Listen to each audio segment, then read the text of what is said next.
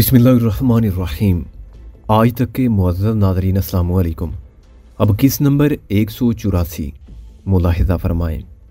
दूसरी मरतबा अब वो तुम्हारे पीछे गोदाम में दाखिल हो गई और अपने लिए सख्त ख़तरा मोल लिया।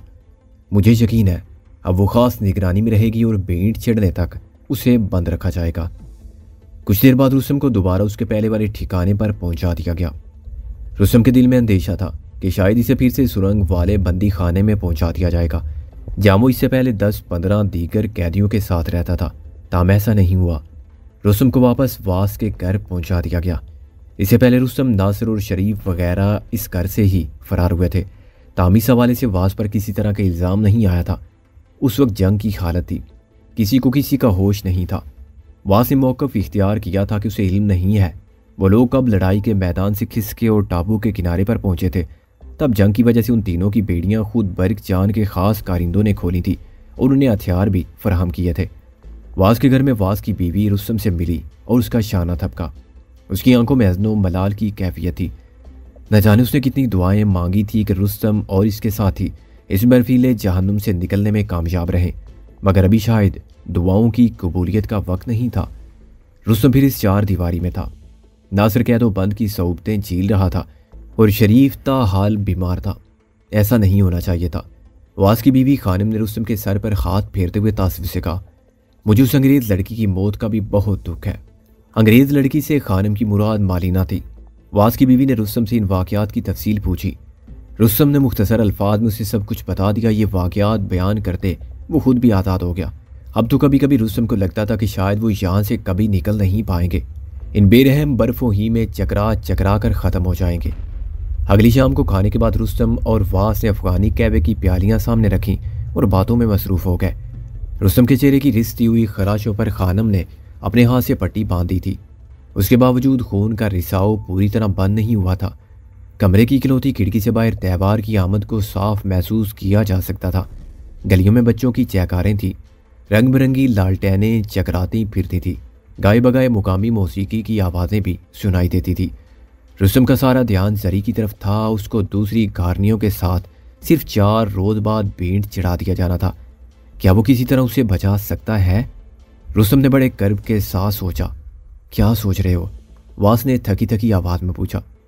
तुम्हारी भतीजी जरी के बारे में। क्या उसके लिए कुछ किया नहीं जा सकता? जो कुछ कर सकते थे वो तो किया। तुम लोगों ने उसे अपने साथ यहाँ से निकालने की कोशिश की, मगर कुदरत को मंजूर नहीं था। रुस्तम ने पुरसोच अंदाज में कहा, मैंने एक दिन तुमसे पूछा था कि वहाँ गोरे के बंगले में जहाँ दर्जन भर दूसरे अफराद को आबू के नाम पर ज़िबा कर दिया गया था, वहाँ मारीना को ज़मीन पर गिराने और इसकी गर्दन पर कुल्हाड़ी रखने के बावजूद इसे माफ़ क्यों कर दिया गया था? तुमने बताया था कि वो खैंचातानी में ज़ख्मी हो गई थी और ज़ख्मी को भेंट नहीं चढ़ाया जाता। तुम कहना क्या चाह रहे हो? वास ने पूछा। क्या ऐसा नहीं हो सकता कि जरी किसी वजह से ज़ख्मी हो जाए और वह भेंट चढ़ने से बच जाए? वास उदासी से मुस्कुराया। कल गोदाम में तुम्हारी मदद करते वो थोड़ी बहुत ज़ख्मी तो हुई थी, लेकिन उसकी जान बख्शी का कोई सवाल पैदा नहीं होता। दरअसल ये मामला उतना आसान नहीं जितना तुम समझ रहे हो। एक गुनाहगार को भेंट चढ़ाए जाने का तरीका और है, एक गारनी को कुर्बान करने का और कानून है। उसमें क्या नई साइंस रखी गई है? रुस्तम का लहजा सख्त तंजिया था। गारनी को त्यौहार के मौके पर तयशुदा वक्त के मुताबिक हर सूरत भेंट चढ़ना होता है। ज़ख्मी होकर, बीमार होकर या करीबुल मर्ग होकर भी उसे छुटकारा नहीं पा सकती। मैंने तुम्हें बताया ना कि सिर्फ और सिर्फ एक सूरत में गारनी भेंट चढ़ने से बच सकती है, और वो सूरत यह है कि वो बाकरा ना हो। गारनी का कमवारापन उसके भेंट चढ़ाए जाने की लाजमी तरीन शर्त समझा जाता है। इस पाउंदा कबीले में 20-25 सदियों से यह असूल चला आ रहा है। भेंट के कई असूलों में थोड़ा बहुत रद्दो बदल हुआ है, मगर यह असूल अटल रहा है। मैंने तुम्हें बताया था ना कि अब गारनी लड़कियों को सरेआम भेंट नहीं चढ़ाया जाता। कदीम दौर की तरह उन्हें कत्ल करने से पहले बेलिबास भी नहीं किया जाता। इसके अलावा उन्हें कत्ल करने से पहले नशावर मशरूब पिला दिया जाता है। ये मशरूब आबू की जड़ों से तैयार होता है। भेंट चढ़ने वाली लड़कियां इस मशरूब के ज़ेरे असर नीम बेहोशी के आलम में ज़िबा हो जाती हैं। रुस्तम के चेहरे पर सोच की परछाइयाँ थी। लालटेन की रोशनी उसकी बड़ी बड़ी आंखों में मुनक्स हो रही थी। वो बोला, तुम कहते हो वास कि अगर गारनी की ज़िंदगी में कोई मर्द दाखिल हो जाए तो वो भेंट चढ़ने से बच जाती है? इस बात का पता क्यों कर चलता है कि उसकी ज़िंदगी में वाकई कोई मर्द आया है और अब वो दोशीज़ा नहीं है? अव्वल तो यहाँ ऐसा होता ही नहीं है। तुमने देखा ही है कि गारनी लड़कियां यहाँ खुले बंदों फिरती हैं और लोगों के घरों तक में आज़ादाना घुस जाती हैं। कबीले के मर्द उनकी तरफ आंख उठाकर भी नहीं देखते। कुछ मजहबी अकीदत की वजह से भी उन लड़कियों से दूर रहते होंगे, मगर ज़्यादातर लोगों को इन नहायत कड़ी सज़ाओं का खौफ रहता है जो इस जुर्म की पादाश में रखी गई हैं। बहरहाल गुजरे बरसों में ऐसे इक्का दुक्का वाक़यात भी हुए हैं। ऐसी सूरत में उमूमन गारनी खुद ही मुजारियों को बता देती है कि उसके साथ ऐसा वाक़या हो गया है, और वो ना भी बताए तो मुजारियों को मालूम हो जाता है। ख़ास तौर से बड़ी मुजारी, जिसे मुजारियों की सरदार भी कहा जाता है, बहुत ख़ास निगाह रखती है। मुकामी लोगों का पुख्ता अकीदा है कि बड़ी माँ यानी बड़ी मुजारी सिर्फ लड़की का चेहरा देखकर उसकी आवाज़ सुनकर बता सकती है कि वो ब्याता है या हमला है या कमवारी है। मैंने तुम्हें बताया था ना कि इन मामलात में ये मुजारी औरतें हैरान कुन सलाहियतें रखती हैं। मैं समझता हूँ कि कई मामलों में इन औरतों का तजर्बा आला दर्जे की गायना कारोजस से कहीं ज़्यादा होता है। मेरी बीवी का कहना है कि ये औरतें ज़चगी के ऐसे ऐसे केसों से बाखूबी निमट लेती हैं जिनके बारे में सोचकर दिल कांप जाता है। ये सैकड़ों साल से नस्ल दर नस्ल चलने वाली महारत है जो जादू का असर रखती है। तुम खुद सोचो, सिर्फ चेहरा देखकर किसी औरत के ब्याता या ना ब्याता होने का अंदाजा लगा लेना कोई मामूली बात है। रुस्तम की मुतासरा टांग में दर्द की हल्की टेसें उठ रही थी। इसने टांग को सर्दी से बचाने के लिए उसे एक लिहाफ में लपेटा और बात जारी रखते हुए बोला, जो गारनी भीड़ चढ़ने से पहले अपनी दोशीदगी खो देती है उसका क्या बनता है? आमतौर पर उसे बेकसूर समझा जाता है। सारा नज़ला उस मर्द पर गिरता है जो उसके साथ मुलव्वस पाया जाता है। उस शख्स या इश्खास की कम अज़ कम सज़ा जिंदा जलाया जाना है। यानी गारनी जिंदा रहती है, हाँ ज़बरदस्ती रहती है, मगर उसके साथ एक तरह की नहुसत ज़रूर वाबस्ता कर दी जाती है। उसके सर के बाल और बुएँ मोड़ दी जाती हैं। उसके गले में लोहे का एक कड़ा डाल दिया जाता है। वो तनहा ज़िंदगी बसर करती है, रूखा सूखा खाती है। आमतौर पर उससे कोई नीच काम लिया जाता है, मसलन कुत्तों की रखवाली, स्तबल की सफाई वगैरह। एक ऐसी उम्र रसीदा गारनी अब भी बस्ती में मौजूद है। वो कब्रिस्तान में रहती है और कब्रों की देखभाल करती रहती है। अचानक दरवाजे पर दस्तक हुई। वास की बीवी ने जाकर दरवाज़ा खोला। रुस्तम चौंक गया। बरकजान के दो ज़ाती मुहाफिज अंदर दाखिल हुए। वो सदरियों में थे। रिवाज के मुताबिक कमर से छोटे दस्ते की कुलाड़ियाँ लटक रही थी। उनमें से एक मुहाफिज के हाथ में तांबे का एक मुस्ततील तश्त था। उसको एक सुनहरी ख्वान पोश से ढांपा गया था। मुहाफिज ने अपनी ज़बान में रस्मी कलिमात अदा किए और तश्त रुस्तम के सामने तपाई पर रख दिया। वास से चंद फिक्रों का तबादला करके मुहाफिज वापस चले गए। वास ने ख्वान पोश हटाया। तश्त में किसी दात का बना हुआ एक नहायत खूबसूरत जाम था और उसमें हल्के सुर्ख रंग का एक मशरूब हिलकोरे ले रहा था। जाम की बैरूनी सतह पर जुड़े हुए कीमती पत्थर लालटेन की रोशनी में जगमगाने लगे। ये क्या है? रुस्तम ने हैरत से पूछा। तुम्हारी सेहत का जाम बरकजान ने तुम्हारे लिए बेचा है। किस खुशी में? त्यौहार की खुशी में। शायद तुमने देख ही लिया होगा।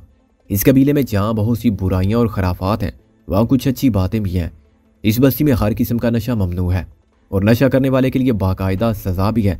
लेकिन साल में सिर्फ एक बार रोशनियों के त्यौहार के मौके पर यह नशावर मशरूब महदूद मिकदार में इस्तेमाल किया जाता है। इसे मजहबी रस्म का हिस्सा समझा जाता है। यह मशरूब त्यौहार से 2 दिन पहले बस आज और कल पिया जाएगा। कहीं ये वही मशरूब तो नहीं जो आबू की जड़ों से बनता है? रुस्तम ने पूछा। हाँ, दरख्त की जड़ों को पानी में भिगोकर और उसमें शक्कर डालकर खमीर उठाया जाता है। इसका नशा बहुत तेज तो नहीं होता, मगर होता है। ये वही मशरूब तो नहीं होगा जो गारनियों को भेंट चढ़ाने से पहले पिलाया जाता है? हाँ, ये वही है। कहीं मुझे भी अगले चांद में पहुंचाने का इरादा तो नहीं बन गया? रुस्तम ने हल्के फुल्के अंदाज में कहा। नहीं नहीं, कैसी बात कर रहे हो? वास मुस्कुराया। मैं नहीं समझता कि बरकजान तुम्हें किसी भी मौके पर और किसी भी वजह से कत्ल करना चाहेगा। मेरी तजर्बाकार आंखों ने जो कुछ देखा है वो बहुत हौसला अफजा है। मेरा अंदाज़ा है और पुख्ता अंदाज़ा है कि बरकजान और उसके करीबी साथी तुम्हें हर कीमत पर जिंदा देखना चाहते हैं। और मुझे लगता है, वास कहते कहते चुप हो गया। क्या लगता है? लगता है कि बरकजान तुमसे कोई बहुत ख़ास काम लेना चाहता है। मैं इस काम के बारे में अभी यकीन से कुछ नहीं कह सकता, मगर ये बात तय है और मैं पूरे यकीन से कह सकता हूँ रुस्तम कि वो तुम्हारी ज़िंदगी के लिए किसी भी सूरत में ख़तरा नहीं बनेगा। मुझे तुम्हारी यकीन पर हैरानी हो रही है, रुस्तम ने कहा। लेकिन मुझे कोई हैरानी नहीं है, इसलिए कि मैं बरकजान की फितरत को अच्छी तरह जानता हूँ। वास ने चंद में तवक्कुफ करके अपनी गुड़गुड़ी से कश खींचा और जगमगाते जाम की तरफ देखते हुए बोला, मेरी बात का एक सबूत ये जाम भी है जिसमें तुम्हें मशरूब भेजा गया है। कबीले का मालिक इस जाम में अपने खासुल खास मेहमान या दोस्त ही को मशरूब या दूध वगैरह भेजता है। मैं समझता हूँ कि तुमने फ़रार की नाकाम कोशिश करके बरकजान की नज़रों में जो मुकाम खोया था वो फिर हासिल कर लिया है। कम अज़ कम ये तो कहा जा सकता है कि उस नुकसान का असर ज़ायल हो गया है। मैं सच कहता हूँ, मैं खुशी महसूस कर रहा हूँ। रुस्तम ने जाम को सूंघा और एक तरफ रख दिया। क्या बात है, तुम इसे पियोगे नहीं? वास ने पूछा। नहीं, ये शराब है। तुम शराब नहीं पीते? वास के लहजे में हल्की सी हैरत थी। वो जानता था कि रुस्तम और नासिर एक बहुत बड़े डकैत गिरोह में शामिल थे और हर किस्म के जराइम की दलदल में धंसे रहे थे। रुस्तम ने एक तवील सांस लेकर अपने लंबे बालों को पीछे की तरफ फेंका। बहुत पीता था, बल्कि रात दिन इसमें गरक रहता था। शराब और औरत का मेरी जिंदगी में बहुत अमल दखल था, मगर अब कुछ भी नहीं, कुछ भी नहीं। किसी ने मुझे सर से पांव तक बदल कर रख दिया है। वो कौन है रुस्तम? वास ने अजीब लहजे में पूछा। मैं हर वक्त तुम्हारे इर्द गिर्द उसकी परछाइयां महसूस करता हूँ। वो जो कोई भी है, मुझे लगता है कि बहुत जोर आवर है। तुम्हें बेपनाह कशिश से अपनी तरफ खींचता है। तुम जिस तरह बार बार यहाँ से निकलने की कोशिश कर रहे हो, ये हैरान कुन है। किसी वक्त बताऊंगा तुम्हें, अब सो जाओ, रुस्तम ने कहा और सुनहरी जाम का सुर्खी माइल महलूल अंगीठी की राख में उंडेल दिया। खिड़की से बाहर हल्की हल्की चांदनी थी। कुछ बाशों की टोलियां गलियों में घूम रही थी। कुछ लोग मस्ती के आलम में थे और कोरस की शक्ल में कोई कदीम गीत गा रहे थे। गाए बगाए हवाई फायर भी सुनाई दे जाता था। रुस्तम के सीने में धुआं सा भर रहा था, आंखों में बेचैनी थी। जबरन और नाइंसाफी के खिलाफ लड़ते लड़ते वही सद तक पहुंच गया था कि अब जबर होते देखना उसके बस में नहीं था। इसके अंदर एक ऐसी लहर चलने लगी थी जो किसी मसलियत को खातिर में नहीं लाती थी। अब भी यही कुछ हो रहा था, मगर इसकी समझ में नहीं आ रहा था कि वो क्या कर सकता है। मौसम अब काफ़ी तब्दील हो गया था। हवा में सर्दी की वो बेपनाह काट बाकी नहीं रही थी। रात को देर तक रुस्तम रोशनियों के तहवार और जरी की अंदोनाक मौत के बारे में सोचता रहा, फिर सो गया। सुबह एक अच्छी खबर इसकी मुंतजिर थी। नासिर भी रिहा होकर वास के घर पहुंच गया था। दोनों बगलगीर हुए और देर तक बगलगीर रहे। नासिर के पाँव में भी मनहूस बेड़ी खड़खड़ा रही थी, वही बेड़ी जो कैदी को अज़्वे मुअत्तल करके रख देती है। यह आपके चेहरे को क्या हुआ? नासिर ने मैली कुचैली पट्टी देखते हुए कहा। रुस्तम ने उसे गोदाम वाले वाक़े की तफसील बताई। रीछों की तादाद के हवाले से नेमान के खबासत भरे झूठ ने नासिर को बहुत मुश्तइल किया। वो बोला, रुस्तम भाई, अनकरीब ये शख्स मेरे हाथों कत्ल होने जा रहा है। मैं सच कह रहा हूँ, मैं इसे छोड़ूंगा नहीं। बस मेरे और उसके आमने सामने आने की देर है। और अब वो हरामज़ादा कहाँ है? बरकजान ने उससे हथियार वगैरह ले लिए हैं, क्योंकि रीछों के रखवाले बेशू खान ने उसके खिलाफ बयान दे दिया है। अब वो अपने घर ही में नज़रबंद है। लगता है कि उसके खिलाफ कोई मुनासिब कार्रवाई होगी। वास ने कहा। बरकजान ने कार्रवाई करनी होती तो उसी वक्त करता जब उस कुत्ते ने रुस्तम भाई पर कातिलाना हमला किया था। नासिर के लहजे में आग थी। तुम भूल रहे हो, उस वक्त यहाँ का मलक शूतम खान था और सजा देने का इख्तियार भी उसके पास था। वास ने वजाहत की। रुस्तम के चेहरे पर बंधी हुई पट्टी बार बार नासिर की निगाहों में खटक रही थी। उसने अपने हाथ से ये पट्टी खोली और रुस्तम की खराशों का मुआयना किया। जिल्द कई जगह से छिल गई थी और जख्म खराब होने का अंदेशा नजर आ रहा था। एक डॉक्टर की हैसियत से नासिर इस मामले को बेहतर तरीके से देख सकता था। उसने उसी वक्त जहानी मालिना का शोल्डर बैग मंगवाया। उसमें चंद ज़रूरी दवाएं अभी तक मौजूद थी। नासिर ने इन दवाओं की मदद से रुस्तम के चेहरे की बरम पट्टी की। एक अच्छी एंटीबायोटिक भी मौजूद थी जो इन्फेक्शन के लिए बहुत कारआमद साबित हो सकती थी। रीछों वाले वाक़े की वजह से बस्ती में 2 अफराद की मौत हुई थी। इन अमवात के सबब बस्ती में अफसरदगी तो मौजूद थी, लेकिन साथ साथ त्यौहार की गहमा गहमी भी नजर आ रही थी। एक छोटा सा बाजार भी लगाया गया था। इसके अलावा रात को मुंजमद झील में से लालटेनों के जरिए मछली पकड़ने का मुकाबला भी हो रहा था। वास ने बताया, यह बड़ा दिलचस्प मुकाबला है। झील की जमी हुई सतह पर सुराख किए जाते हैं। नीचे पानी में मछली होती है। सुराख के करीब रोशन लालटेन रखी जाती है। मछली उन लालटेनों की रोशनी देखकर सुराख के पास आती है, उसे दबोच लिया जाता है। एक मुकर्रर वक्त में ज़्यादा मछलियां पकड़ने वाले को 2 घोड़ों या उसके मुसावी कीमत की भेड़ों का इनाम दिया जाता है। रुस्तम और नासिर अपने साथी शरीफ का हाल अहवाल दरियाफ्त करने के लिए उसके पास जाना चाहते थे, मगर वास ने बताया कि उसके लिए बरकजान से बाकायदा इजाज़त लेना पड़ेगी। रुस्तम को बरकजान के दामाद सामी खान की तरफ से भी अंदेशा था। सामी खान डॉक्टर मालिना की वजह से अपने बाजू से महरूम हुआ था और डॉक्टर मालिना का ताल्लुक रुस्तम और नासिर वगैरह से साबित हुआ था। अब रुस्तम और नासिर एक तरह से बरकजान और सामी खान की तहवील में थे। सामी उनसे बाज पुरस कर सकता था। तामी सवाले से इत्मीनान की बात यह थी कि सामी खान अभी तक जख्मी और बीमार था। उसकी सरगर्मियाँ बिल्कुल महदूद थी। रात को मौसम मबर आलूद हो गया। हल्की हवा चलने लगी। वास को हल्का बुखार था। मुसलसल खांसी भी हो रही थी। वो दवा खाकर जल्दी सो गया। वास की बीवी भी इशा की नमाज पढ़ने के फौरन बाद सो जाती थी। रुस्तम और नासिर जागते रहे, अपने हालात पर गौर करते रहे और सोचते रहे कि उन्हें आइंदा क्या तर्ज अमल इख्तियार करना है। उसके बावजूद कि वो तीसरी मरतबा फरार होते पकड़े गए थे, बर्क जान इन पर मेहरबान नजर आता था। मेहरबान ना होता तो वो इस वक्त इकट्ठे वास के घर में मौजूद ना होते। दर हकीकत अभी बर्क जान के लिए शूतम खान वाला ख़तरा पूरी तरह टला नहीं था। शूतम अपने तकरीबन 300 जान निसार मुहाफ़िज़ों के साथ बस्ती के मशरकी किनारे पर मौजूद था और हथियार डालने पर आमादा नहीं था। उसके साथ किसी भी वक्त फैसला कुन लड़ाई हो सकती थी और इस लड़ाई के लिए बर्क जान को ज़्यादा से ज़्यादा लड़ाकों की ज़रूरत थी और मुमकिन था कि इसके अलावा भी कोई और बात हो।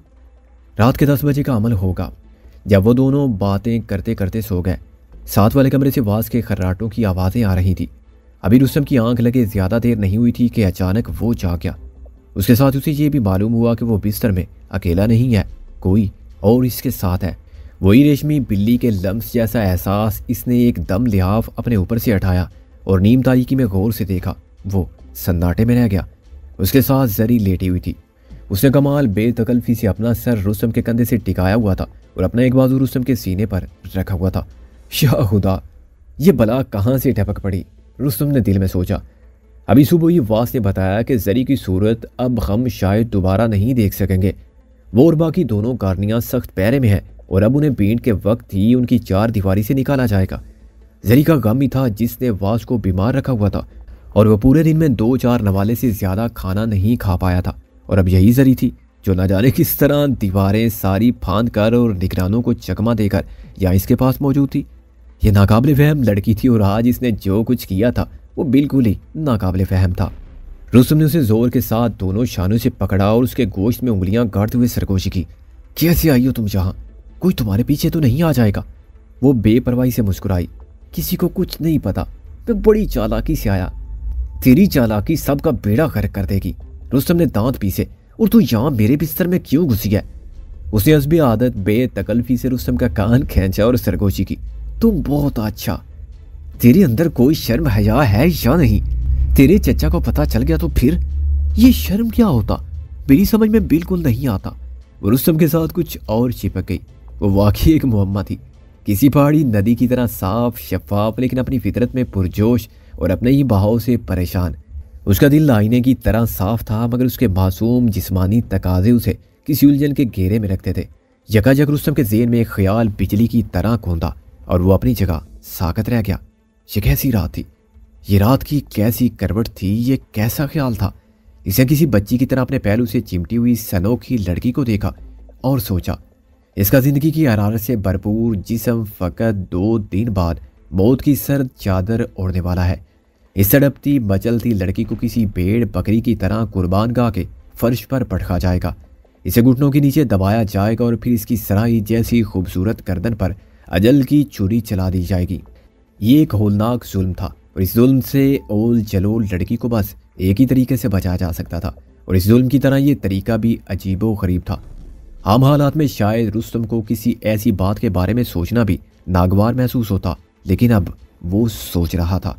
इसके दिल में करासी जाग रही थी, उसके बावजूद वो सोच रहा था, क्या एक बहुत बड़ी बुराई से बचने के लिए एक छोटी बुराई के लिए गुंजाइश निकल सकती है? क्या इस लड़की के लिए ऐसा कुछ किया जा सकता है कि ये आबू की मनहूस कुर्बानगाह पर लेटने के काबिल ना रहे? तुम क्या सोचता? जरी ने इसके कान में सरगोशी की। कुछ नहीं। रुस्तम की आवाज़ में हल्की सी लरजश थी। मैं जानता हूँ तुम मुझसे नाराज, बहुत सा नाराज। रुस्तम खामोश रहा। इसने अपने दोनों हाथ क्रॉस किए, दायां से बाएं कान को और बाएं से दाएं कान को छुआ और बोली, मुझसे गलती होता और बार बार होता, पर अब नहीं होगा। बड़ी माँ बड़ी मुजावरी ने कहा है कि मैं 2 दिन बाद सफ़र पर जाऊंगा, बहुत दूर। वहाँ मेरा नया ज़िंदगी शुरू होगा, मेरा शादी होगा उसी शहजादे के साथ जिसके सर पर किरणों का ताज होगा। लेकिन मैं वहाँ जाकर भी तुमको बहुत याद करूँगा, तुम बहुत अच्छा। रुस्तम के दिल में टेस सी उठी। तुम्हें पता है जरी, तुम्हें इस सफ़र पर कैसे भेजा जाएगा? हाँ, मेरा गला काट कर। लेकिन बड़ी माँ कहती है, सब कहते हैं, गला काटने से दर्द नहीं होता, बिल्कुल नहीं होता, पता भी नहीं चलता। वो कुछ देर खामोश रही, जैसे रुस्तम के जवाब का इंतजार कर रही हो। फिर उसने खुद ही पूछा, क्या सचमुच गला काटने से दर्द नहीं होता? क्या वो झूठ तो नहीं बोलते? जरी के लहजे में अंदेशों की परछाइयां लर्ज रही थी। मौत का खौफ जो इंसान की फितरत में शामिल है, सादा लूजरी की रगों में भी मौजूद था। इसे डरा रहा था, अंदर से दुखी कर रहा था। इन लम्हों में रुस्तम को उसकी सादगी और नादानी पर बहुत तरस आया। वो मर रही थी और उसके लिए कुछ नहीं किया जा सकता था, और जो कुछ किया जा सकता था वो रुस्तम के बस में नहीं था। वो सख्ताज़दा लेटा जिस्म से खम कलाम रहा। जिस शब की सर्दी लकड़ी की दीवारों में सिरायत करने के बाद धीरे धीरे कमरे में उतर रही थी और मोटे लिहाफ की बैरूनी सतह को ठंडा कर रही थी। और वह पूछ रही थी, क्या ये सच्चा बात है कि भेंट चढ़ने वाले को दर्द नहीं होता? मुझको बताओ ना, तुम बहुत अच्छा, तुम सच्चा बोलता। रुस्तम की समझ में कुछ नहीं आ रहा था कि वो क्या कहे। रात बहुत खामोश, सर्द और जहर भरी थी। साथ वाले कमरे में वास और उसकी बीवी दुनिया और माफिया से बेखबर सो रहे थे। 10-12 फुट दूर नासिर भी चारपाई पर सो रहा था। उसकी चारपाई के नीचे लालटेन रखी हुई थी, जिसकी लो इतनी मदम कर दी गई थी कि बस एक नारंगी लकीर की तरह नजर आ रही थी। कमरे में गहरी तारीकी थी और इस तारीकी में जरी की गर्म सांसें रुस्तम के कानों के बिल्कुल करीब गूंज रही थी। औरत रुस्तम के लिए कोई अनोखी शय नहीं थी। यह हकीकत थी कि उसकी ज़िंदगी में शानी बीबी के आने से पहले कई औरतें आई थीं, लेकिन शानी बीबी के आने के बाद कुछ नहीं हुआ था, कुछ भी नहीं था। यूँ लगता था कि यह वर्क उसकी ज़िंदगी की किताब से हमेशा के लिए फट गया था। वो शानी बीबी से आगे कुछ सोच नहीं सकता था। इसका इश्क से ऐसे किसी मुकाम पर ले आया था जहाँ इसकी सारी कायनात का महवर बस बीबी की ज़ात हो गई थी। इससे पहले वो वड्डे डेरे पर भी एक इम्तिहान से गुजरा था। परी पैकर फिल्मी अदाकारा नादिया ने अपने बेपनाह हुस्न के घुमंड में रुस्तम को अपनी राह पर लाना चाहा था। आजमाइश की वो रात रुस्तम को अभी भूली नहीं थी। नादिया ने अपनी तमाम तर खशर सामानियों के साथ रुस्तम के पिंदार पर शबे खून मारा था, लेकिन वो रुस्तम की गर्द को भी छू ना सकी थी। उसे बहकाना तो दूर की बात, वो इसके पाए इस्तकलाल में हल्की सी लर्जिश भी पैदा नहीं कर पाई थी। बीबी के ख्याल में जो ताकत थी उसके बारे में रुस्तम ही जानता था। ये ताकत इसे बड़े से बड़े तूफान के सामने एक पहाड़ की तरह खड़ा कर सकती थी, लेकिन यहाँ सूरत हाल कुछ मुख्तलिफ थी। यहाँ कोई और बात थी। हालात के फिर ने यहाँ कुछ और ही नक्शा तरतीब दे रखा था। हकीकत यह थी कि इस लड़की के लिए रुस्तम के दिल में किसी तरह की कोई रगबत नहीं थी। बेशक उसकी मौजूदगी एक तूफानी लहर की तरह उसके पहलू में हलचल मचा रही थी, लेकिन इस हलचल का रुस्तम के दिलो दिमाग से कोई नाता नहीं था। अगर कुछ था तो बस एक सोच थी, क्या वो किसी तरह इस लड़की को भेंट चढ़ने की बदकिस्मती से बचा सकता है? क्या ऐसा हो सकता है कि वो इस मौके से फ़ायदा उठाए और अपने दिलो दिमाग और अपने जिस्म पर जबर करके वो इस लड़की से जिस्मानी ताल्लुक बनाए और इसे जालमाना रस्म के नाकाबिल बना दे? क्या ऐसा हो सकता है? यह बेहद संगीन सवाल था और इस जहर भरी रात में रुस्तम इस जानलेवा सवाल के दोहराए पर आन खड़ा हुआ था। वो जानता था कि एक गारनी से ताल्लुक जोड़ने वाले के लिए यहाँ बड़ी भयानक सज़ा रखी गई है। ये जिंदा जलाए जाने की सज़ा थी और ऐसी ही एक कड़ी सज़ा खुद रुस्तम की अपनी सोच भी इसे दे सकती थी।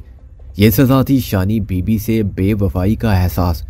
वो सोचने लगा, क्या वो इस एहसास को झेल सकेगा? वो लर्ज़ गया। बेशक वो जो कुछ सोच रहा था उसमें इसकी अपनी चाहत का दूर दूर तक दखल नहीं था, फिर भी एक ताल्लुक तो था, अनचाहा सही लेकिन एक मिलाप तो था। वो जो बड़े बड़े हवादिस के सामने भी अपने दिल की रफ्तार को मामूल के मुताबिक पाता था, आज इस दोराहे पर अपने सीने में धड़कनों को ज़ेरो ज़बर महसूस कर रहा था। इसे अपनी पेशानी पर पसीने की हल्की सी नमी महसूस हुई। जरी की सरगोशी ने इसे चौंका दिया। जी, तुम्हारे चेहरे पर पट्टी क्यों है? तुमको गोदाम में चोट लगा? उसके चेहरे पर हाथ फेरते हुए बोली। हाँ, रुस्तम ने मुख्तसर सा जवाब दिया। उसने बेसाख्ता रुस्तम की पट्टी को 2-3 बार चूमा, जैसे वो इस तरह रुस्तम की तकलीफ को सुकून देना चाह रही हो। इससे पहले वो रुस्तम के जख्मी कंधे को भी इसी तरह चूमती थी। ओनी लिबादे के अंदर उसके पारा सिफ्त बदन के खदोखाल बड़ी बेबाकी के साथ रुस्तम के पैरों से हम कलाम थे। एक हैवानी सी खुद सुपुर्दगी थी उसके अंदाज में। वो जैसे कुछ चाहती थी लेकिन खुद भी नहीं जानती थी कि क्या चाहती है। उसकी जिबिल्लत बेसाख्ता अंदाज में उसे रुस्तम से पैबूस सोने पर माइल कर रही थी। यूँ लगा जैसे ये गुर्बत उसे अच्छी लग रही है और वो खुद भी ठीक से नहीं जानती कि क्यों अच्छी लग रही है। वो बड़े कठिन लम्हे थे। कुछ ही देर में रुस्तम सदियों के तजब्जुब में से गुजर गया। ये सब गलत था, मगर पता नहीं क्यों इसका दिल गवाही दे रहा था कि यह गलत नहीं है। ये बिल्कुल ऐसे ही है जैसे किसी मरते हुए शख्स को अजल के जबड़ों में से खींचा जाए। इसने दिल को पत्थर किया, अपनी आंखें बंद की और जरी पर झुक गया।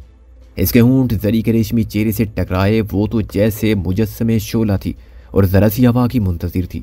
वो चंद ही लम्हों में रुस्तम से करीब तर हो गई और गहरी तारीकी में उसके बाजू रुस्तम के गिर्द खमाइल हो गए। उसके होंठ बेताबाना रुस्तम के चेहरे को टटोलने लगे। रुस्तम ने खुद पर बेपनाह जबर करते उसे अपनी तरफ बढ़ने दिया और वो बुलंदी से गिरने वाले तूफानी रेले की तरह बढ़ती आई, लेकिन फिर अचानक कुछ भी रुस्तम के बस में नहीं रहा। वो यकायक लाचार हो गया। वो पीछे हट गया। नहीं, वैसा नहीं कर सकता। हालात का बड़े से बड़ा जवाब, वक्त की सख्त से सख्त मजबूरी, जिंदगी की संगीन से संगीन तर ज़रूरत, कुछ भी उसे ये हक नहीं देता कि वो बीबी से बेवफाई करे। ये उसकी मौत होगी, ये उसकी ज़िंदगी के खात्मे का ऐलान होगा। और वो अभी मरना नहीं चाहता था, अभी उसे बीबी से मिलना था।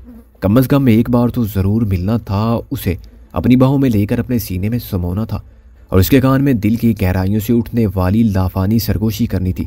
मैं आपसे इश्क करता हूँ। वो एकदम उठ बैठा। जरी की गिरफ्त ख़त्म हो गई। बस उसका एक हाथ रुस्तम के शाने पर टिका रहा। तुमको क्या हुआ? वो सरगोशी में बोली। कुछ नहीं, मैं अभी आता हूँ, रुस्तम ने कहा। तुम यहाँ लेटो। वो इताअतमंदी से लेट गई।